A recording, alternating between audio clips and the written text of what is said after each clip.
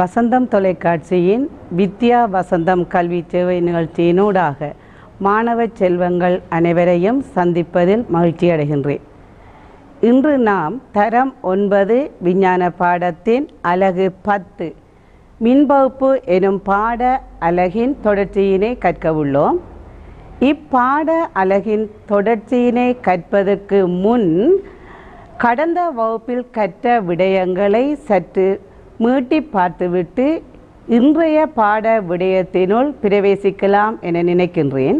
அந்த வகையில் கடந்த வகுப்பில் கற்ற விடயங்களாக மின்பகுப்பு என்றால் என்ன என்பதை நாம் பார்த்தோம். மின்பகுப்பின் போது நேர்மின்வாய், மறைமின்வாய், மின்பகு பொருள் என்பவற்றை இனங்கண்டு கொண்டோம். அத்துடன் மின்பகுப்பின் போது மின்பகு பொருளானது எளிய பதார்த்தங்களாக மாற்றப்படுகின்றது எனவும் நோக்கினோம். மேலும் செப்பு சல்வேட் கரைசலினூடாக மின்னோட்டத்தை செலுத்தும் போது அங்கு கரைசலில் ஏற்படும் மாற்றங்களை காணொளி வாயிலாக அவதானித்து இனங்கண்டோம். அடுத்ததாக அமிலம் துமிக்கப்பட்ட நீரை மின்பகுக்கும் போது அங்கு வாயுக்கள் உருவாகியதையும் காணொளி மூலம் அவதானித்தோம். அதன் அடிப்படையில் மாணவர்களே, இன்று நாம் கற்க போகும் விடயங்களின் கற்றற்பேறுகளாக பின்வருவனவற்றை கருதலாம். அந்த வகையில் அமிலம் துமிக்கப்பட்ட நீரானது மின் பகுக்கப்படும் போது உருவாகின்ற வாயுக்களை இனம் காணவும், மின் பகுப்பின் பிரயோகங்கள் பற்றி ஆராயவும், மின் முலாமிடல் என்பதனை வரையறை செய்யவும், எளிய செயற்பாடுகளினூடாக மின்பகுப்பு செய்வதன் மூலம் மின் முலாமிடலை செய்து காட்டவும், சிறந்த தரத்தினால் ஆன மின் முலாமிடலின் பண்புகள் பற்றி ஆராயவும், மின் முலாமிடலின் பயன்கள் பற்றியும் நாம் அறிந்து கொள்ள முடியும். ஆம் மாணவர்களே, செயற்பாடு 10.3 அமிலம் துமிக்கப்பட்ட நீரை மின்பகுத்தல் எனும் பரிசோதனை ஒழுங்கமைப்பை நீங்கள் கடந்த வகுப்பில் கற்றிருந்தீர்கள். இதன் போது இங்கு நாம் பெறப்பட்ட அவதானங்களை நோக்கும்போது இங்கு மின் வாய்களில் வாயுக்கள் தோன்றியதையும் அவ்வாயுக்கள் சோதனை குழாயில் சேகரிக்கப்பட்டதையும் நாம் அவதானித்திருந்தோம்.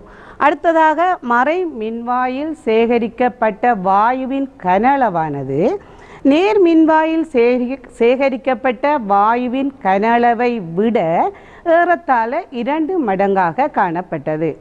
அந்த வகையில் இங்கு அமிலம் துமிக்கப்பட்ட நீரை மின்பகுக்கும் போது இந்த மின்வாய்களுக்கு அருகில் எவ்வாறான வாயுக்கள் உருவாகியது என நாம் இனங்காண வேண்டியுள்ளது. மாணவர்களே, நமக்கு தெரியும், அமிலம் துமிக்கப்பட்ட நீரை மின்பகுக்கும் போது அங்கு மின்பகு பொருளான நீரானது ஒட்சிசனாகவும் ஐதரசனாகவும் 2 கூறுகளாக பகுக்கப்படுகின்றது. எனவே இதன் அடிப்படையில் 2 மின்வாய்களிலும் ஒன்று ஒட்சிசன் வாயுவாகவும் மற்றது ஐதரசன் வாயுவாகவும் காணப்படலாம். எனவே எந்த மின்வாயில் எந்த வாயுக்கள் தோன்றுகின்றது என்பதை நாம் பரிசோதனை ரீதியாக இனங்காண வேண்டும். அந்த வகையில் உங்களுக்கு ஒரு காணொளி காட்சிப்படுத்தப்படுகின்றது மாணவர்களே. இதை நன்கு அவதானியுங்கள். மறை மின்வாயில் சேகரிக்கப்பட்ட வாயுவிற்கருகில் எரியும் தனக்குச்சி ஒன்றை கொண்டு செல்லும் போது பொப் என்ற சத்தத்துடன் எரிந்து அணைவதையும், நேர் மின்வாயில் சேகரிக்கப்பட்ட பரிசோதனை குழாய் இங்கு எடுக்கப்படுகின்றது. இப்பரிசோதனை குழாயின் அருகே தனக்குச்சி ஒன்றை கொண்டு செல்லும் போது இத்தனக்குச்சியானது மேலும் பிரகாசமாக எரிவதை நாம் அவதானித்தோம். இவ்விரு அவதானிப்புகளின் அடிப்படையிலும் நேர் மின்வாயில் சேகரித்த சோதனை குழாயினுள் தனக்குச்சியை கொண்டு செல்லும் போது அத்தனக்குச்சியானது மேலும் பிரகாசமாக எரிவதை அவதானித்தோம். எனவே நேர் மின்வாயில் தோன்றிய வாயு ஆக்சிஜன் என நாம் முடிவுக்கு வரலாம். அடுத்ததாக மறைமின்வாயில் சேகரித்த சோதனை குழாயினுள் எரியும் தனக்குச்சி ஒன்றை கொண்டு செல்லும் போது அங்கு எரியும் தனக்குச்சியானது பொப் என்ற சத்தத்துடன் எரிந்து அணைந்தது. எனவே இங்கு சேகரிக்கப்பட்ட வாயு ஐதரசன் ஆகும்.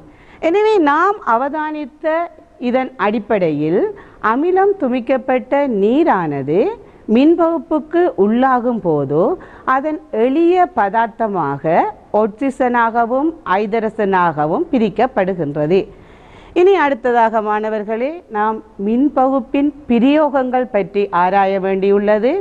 அதன் அடிப்படையில் முதலாவதாக மின்பகுப்பின் பிரயோகமாக பல்வேறு உலோகங்களின் பிரித்தெடுப்பின் போது மின்பகுப்பு உதவி செய்கின்றது.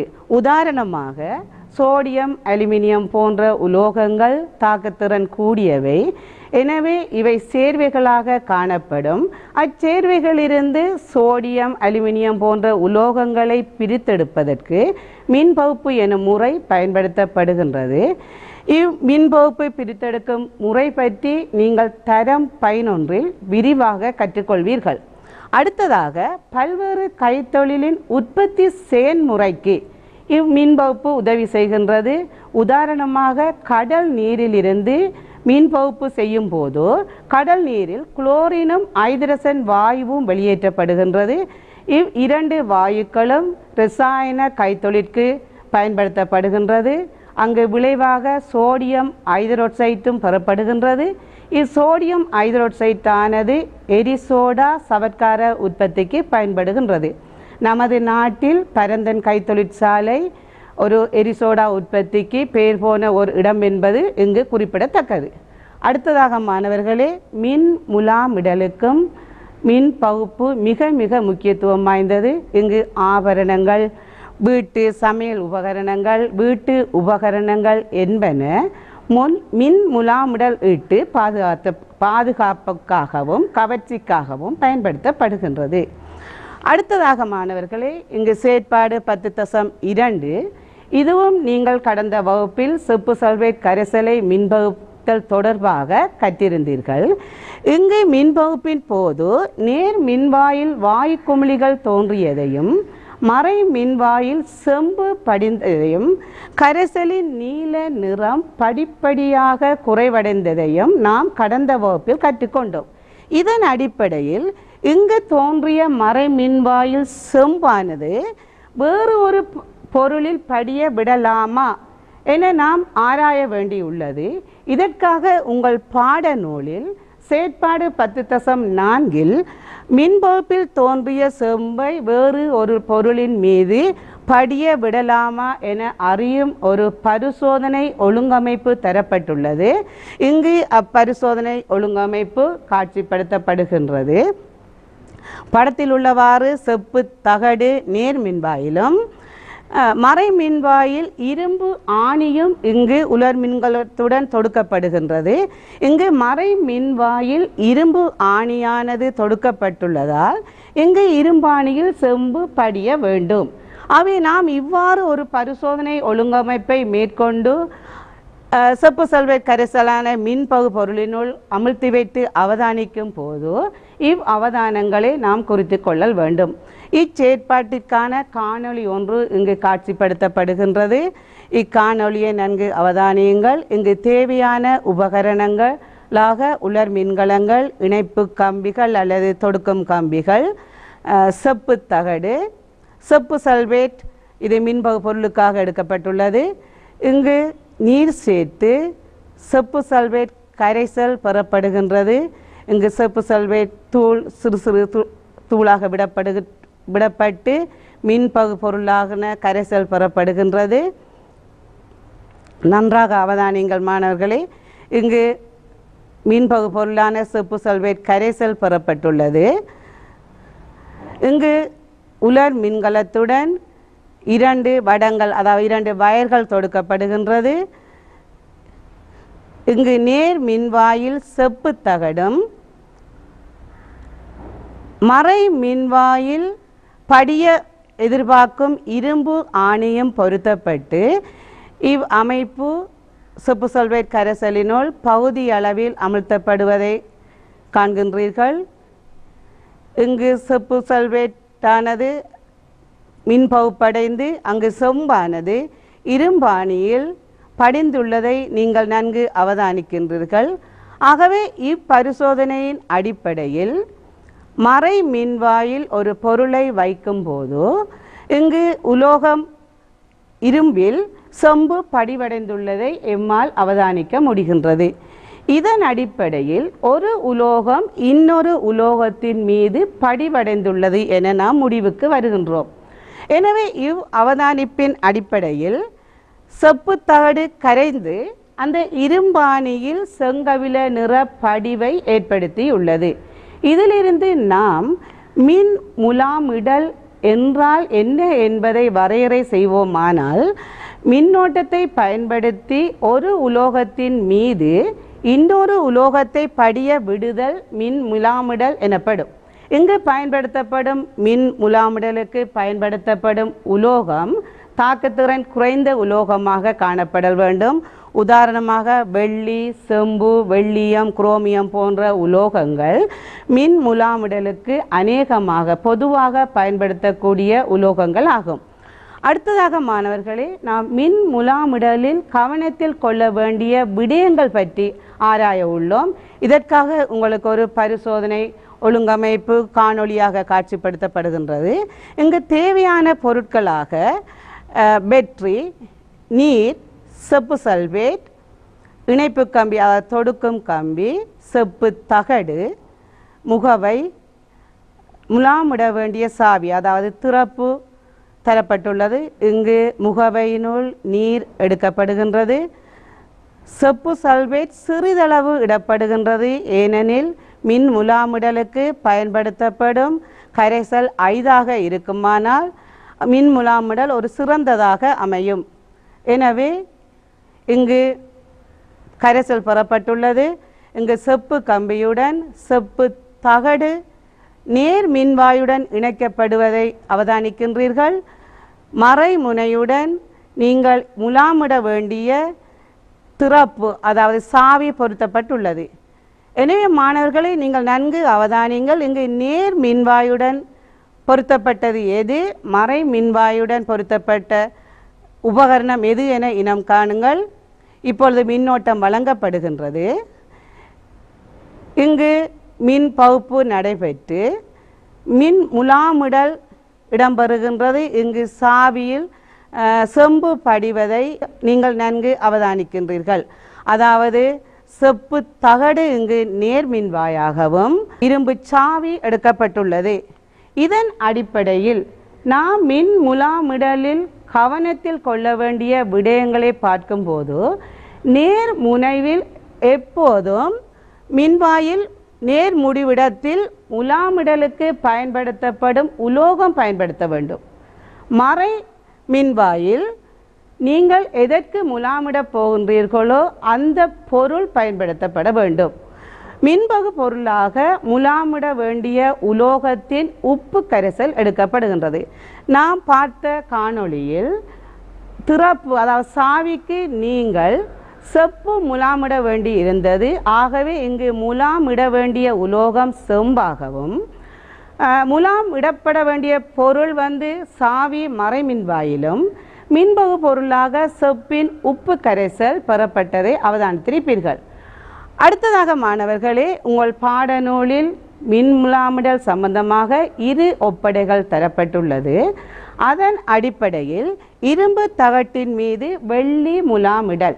இங்கு பாருங்கள், இரும்பு தகடு இங்கு முலாமிட வேண்டிய பொருளாகவும், வெள்ளி உலோகம் உங்களுக்கு இங்கு முலாமிடுவதற்கு பயன்படுத்தப்படும் உலோகம் ஆகும். எனவே நேர் மின்வாய் வெள்ளி தகடாகவும் மறை மின்வாய் இரும்பு தகடாகவும் மின்பகு பொருளானது வெள்ளியின் உப்பு கரைசலாகவும் எடுக்கப்பட்டுள்ளது. அடுத்த ஒப்படையை நாம் பார்க்கும்போது இங்கு செம்பு மோதிரத்தின் மீது பொன் முலாமிடப்படுகின்றது.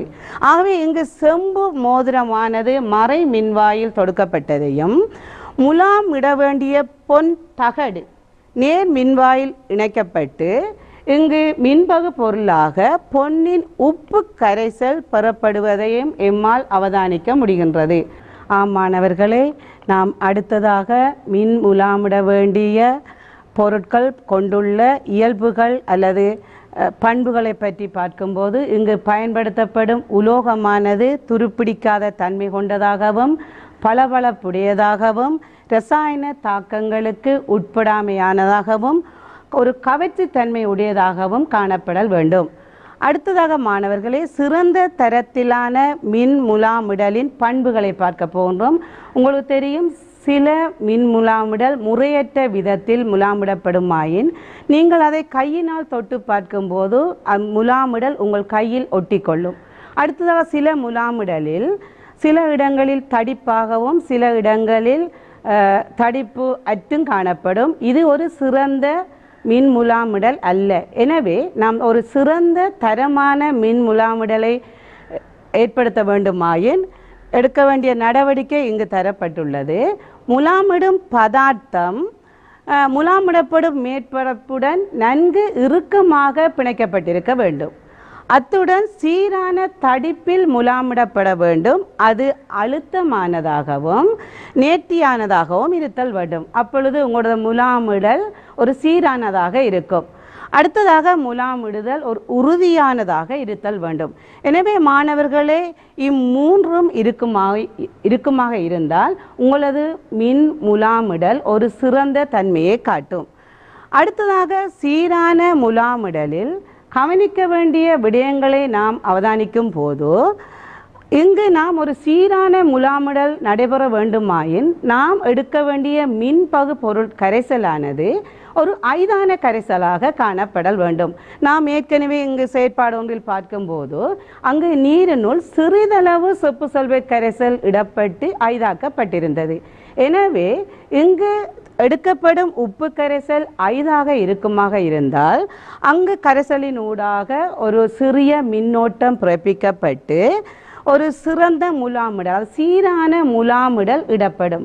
இங்கு நீங்கள் கரைசலின் ஊடாக மிகச்சிறிய ஒரு மின்னோட்டத்தை செலுத்த வேண்டுமாக இருப்பதற்கு குறைந்த மின்னோட்டமும் குறைந்த மின்னழுத்த வேறுபாடையும் பயன்படுத்தல் வேண்டும். உதாரணமாக 2 பேட்டரி அதாவது உலர் மின்கலத்துக்கு பதிலாக ஒரு உலர் மின்கலத்தை பயன்படுத்துவீர்களானால் இங்கு ஒரு சீரான முலாமிடல் ஏற்படும். அடுத்ததாக மாணவர்களே, சில மின் முலாமிடலுக்கு பயன்படுத்தப்படும் மின் பகுபொருட்கள் இங்கு காட்சிப்படுத்தப்பட்டுள்ளது. வெள்ளி முலாமிடலுக்கு பயன்படுத்தப்படும் உப்பு கரைசல் வெள்ளி நைட்ரேட்டு கரைசல். உங்களுக்கு தெரியும், முலாமிட பயன்படுத்தப்படும் உலோகத்தின் உப்பு கரைசல் இங்கு மின்பகு பொருளாக பயன்படுத்தப்படும். அந்த வகையில் பொன் முலாமிடலின் போது பொன் சயனைட்டு பயன்படுத்தப்படுகின்றது. உங்களுக்கு தெரியும், அநேகமாக நகைக்கடைகளுக்கு பக்கத்தில் தங்க தண்ணீர் போட்டு தரப்படும் என்ற ஒரு வாசகத்துடன் பொன் முலாமிடல் சேவை நடைபெற்று வருகின்றது. அங்கு பொன் சயனைட்டு அங்கு மின்பகு பொருளாக பயன்படுத்தப்படுகின்றது. எனவே இங்கு பொன் சயனைட்டு ஒரு நச்சு பதார்த்தம். எனவே மிகவும் பாதுகாப்பாக கையாள வேண்டும். எனவே அங்கு பொன் முலாமிடலில் வேலை செய்பவர்கள் அநேகமாக மூக்கு கவசங்கள் முகக்கண்ணாடி கவசங்களை அணிந்து இவ்வாறான முலாமிடலில் ஈடுபடுவதை நீங்கள் அவதானித்து இருப்பீர்கள். அடுத்ததாக நிக்கல் முலாமிடலில் நிக்கல் ஐதரோட்சைட், குரோமியம் முலாமிடலில் குரோமிக் அமிலம், செப்பு முலாமிடலில் செப்பு சல்பேட் கரைசல் போன்றன இங்கு மின் பகுபொருளாக பயன்படுத்தப்படுகின்றது. அடுத்ததாக மாணவர்களே, உங்களுக்கு தெரியும், இரசாயன தொழிற்சாலைகளில் ஒரு பொருத்தமான விதத்தில் தர கட்டுப்பாட்டுடன் உயர் தரத்தில் உலோகங்கள் முலாமிடப்படுகின்றது. அங்கே உலோகங்கள் முலாமிடப்படுவதற்கு கூடுதலாக நிக்கல் குரோமியம் பயன்படுத்தப்படுகின்றது. உங்களுக்கு தெரியும், அநேகமாக துவிச்சக்கர வண்டிகளில் இருக்கும் கேண்டில் அதில் பார் அது சைக்கிள் கம்பிகள் போன்றன நிக்கல் குரோமியம் போன்ற உலோகங்களால் முலாமிடப்பட்டிருப்பதால் நமக்கு ஒரு வெள்ளி பூசப்பட்டது போன்று ஒரு தோற்றம் அளிக்கின்றது. அடுத்ததாக மாணவர்களே, மின் முலாமிடலின் பயன்கள் பற்றி நாங்கள் ஆராய வேண்டி உள்ளது. இரும்பு துருப்பிடித்தலை தடுக்கின்றது. அதாவது அந்த நம்ம முலாமிடுத நோக்கம் அந்த உலோகம் அரிப்படைவதை நாங்கள் தடுக்க வேண்டும்.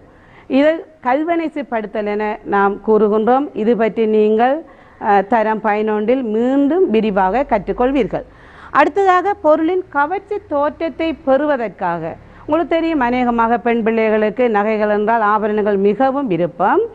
ஆனால் பொன் வெள்ளி தூய பொன் வெள்ளிகளை பயன்படுத்தி வாங்குவதற்கு மிகவும் பணம் செலவு.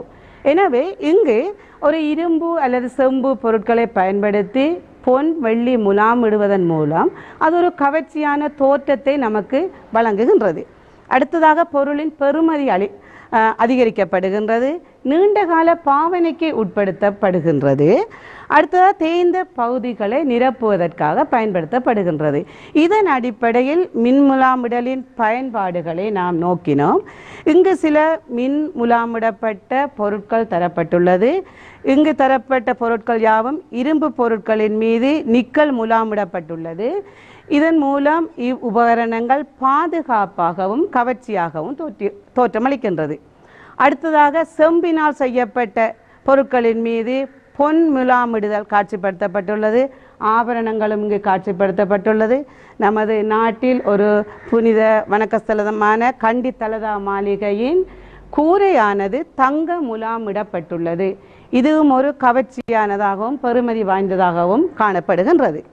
அடுத்ததாக இரும்பு பொருட்களின் மீது வெள்ளி முலாமிடுதல் மூலம் வீட்டுகளில் பயன்படுத்தப்படும் ட்ரே, ஸ்பூன்ஸ், கரண்டிகள் இதெல்லாம் ஒரு கவர்ச்சியை தோற்றமளிக்கிறதுக்காக வெள்ளி முலாமிடப்பட்டு காட்சிப்படுத்தப்படுகின்றது. அடுத்ததாக உலோகங்களின் தேய்ந்த பகுதிகளை மீள் நிரப்புவதற்காகவும் முலாமிடப்படுகின்றது. அவை இங்கு நாங்கள் இப்படியான பொருட்களை தேய்ந்த பகுதிகளில் மீள் நிரப்புவதன் மூலம் இது ஒரு உறுதியான மேற்பரப்பையும் ஒரு நீண்ட நாள் பாவனைக்கும் உட்படுத்தப்படுகின்றது. எனவே மாணவர்களே, நாம் இன்று கற்ற விடயங்களின் சாராம்சத்தை நோக்கும்போது அமிலம் துமிக்கப்பட்ட நீரை மின்பகுக்கும் போது உருவாகும் வாயுக்கள் ஐதரசன், ஒட்சிசன். இதில் ஒட்சிசன் வாயுவானது நேர் மின்வாயிலும் ஐதரசன் வாயுவானது மறை மின்வாயிலும் தோன்றியது. அடுத்ததாக மின்னோட்டத்தை பயன்படுத்தி ஒரு உலோகத்தின் மீது இன்னொரு உலோகத்தை முலாமிடுதல், படிய விடுதல் முலாமிடல் எனப்படுகின்றது. சிறந்த தரத்திலான மின் முலாமிடலின் பண்புகள் பற்றி ஆராய்ந்தோம். அங்கு மின்பகு பொருளானது ஒரு ஐதான கரைசலாக காணப்பட வேண்டும். ஒரு சிறிய மின்னோட்டத்தை வழங்கினால் சிறந்த தரமாக மின்முலாமிடல் இருக்கும். அடுத்ததாக சீரான மின்முலாமிடலில் கவனிக்கப்பட வேண்டிய விடயங்கள் பற்றியும் ஆராய்ந்தோம். மின்முலாமிடலின் பயன்பாடுகள் பற்றியும் நாம் ஆராய்ந்தோம். அடுத்ததாக மாணவர்களே, உங்கள் பாடநூலில் இப்பயிற்சி வினாக்கள் தரப்பட்டுள்ளது. இப்பயிற்சி வினாக்களை உங்களால் சிறந்த முறையில் செய்ய முடியும் என்ற நம்பிக்கையுடன் இன்னும் ஒரு வித்யா வசந்தம் கல்வி சேவை நிகழ்ச்சியினூடாக உங்களை மீண்டும் சந்திக்கும் வரை விடைபெறுகின்றேன். நன்றி, வணக்கம்.